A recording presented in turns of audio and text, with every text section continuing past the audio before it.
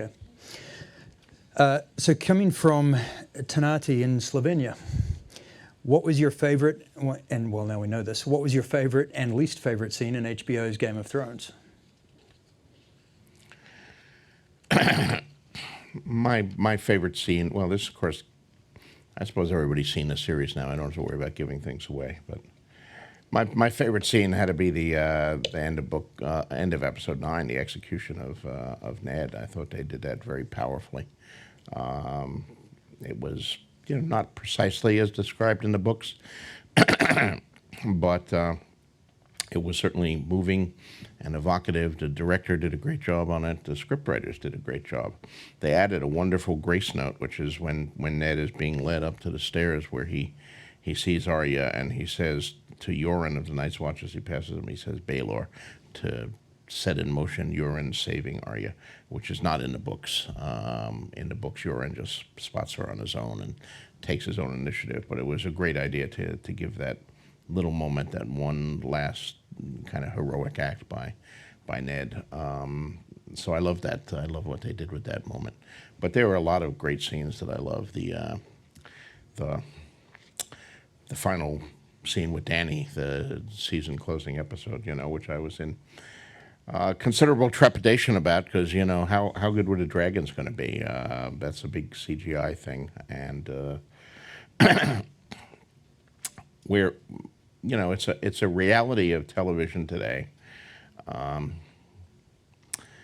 That television has become so good, and the technical standards of television have become so good, that a large portion of the audience is judging us on the basis of what they're seeing on major motion pictures. So we always have to run the risk of, if we do CGI, people say, well, it's not as good as what I saw in Lord of the Rings or in the latest, big budget science fiction picture. And it's so frustrating because, of course, those shows have immensely more time than we do, and they have budgets that are 10, 20, 100 times our budget. And, there was a time when the audience made that distinction. They did not expect a chase scene on an episode of T.J. Hooker to match what they would see in Bullet or The French Connection or a major motion picture cop scene at the time. But now they do expect it, and it's a challenge for our special effects guys and our technical guys to live up to. We have a very sizable budget for a television show, but it's still a television budget, and it's not a feature film budget. So we're always having to wrestle with that. Least favorite scene, I don't know that I really have one. I suppose my least favorite scene that actually appeared on camera would be the hunting scene where Robert is boar hunting, because there was like Robert and Renly and Barristan were sort of tromping through the woods alone, and I talked to Dan and Dave and said, there should be like 100 other guys and horses and tents, and when the king goes hunting, it's not like, okay, I'm walking through the woods with a spear here. But and they don't disagree with that. I mean, they said, yeah, we would have liked all that stuff too, but once again, it's budget. We had an hour to shoot that scene, and our horse budget was exhausted for the season. So there we were. It's the realities.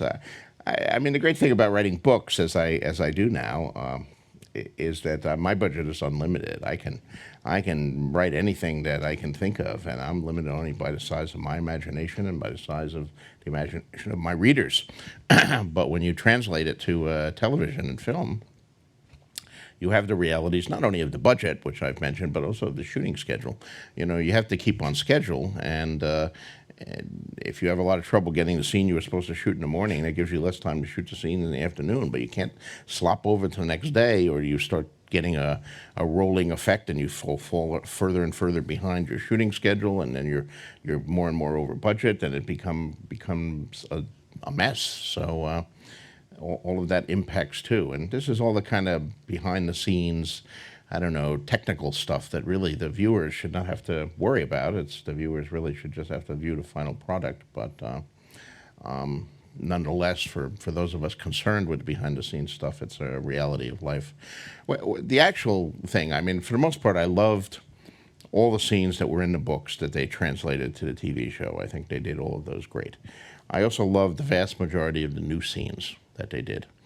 If I have any quibbles with the show, and they are quibbles, very minor thing, it was the missing scenes, the scenes that weren't there at all. As I watched the show, frequently I would find myself thinking, oh, okay, now they're getting up to this scene. That's really good. They didn't have that scene.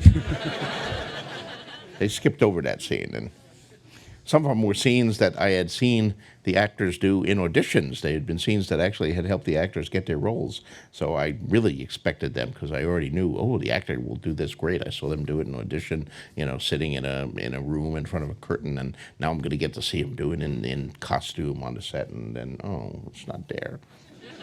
So I would have loved to have 2 more hours to have a 12-episode season instead of 10. And, of course, to have, an extra $50 million. But who of us wouldn't want an extra $50 million?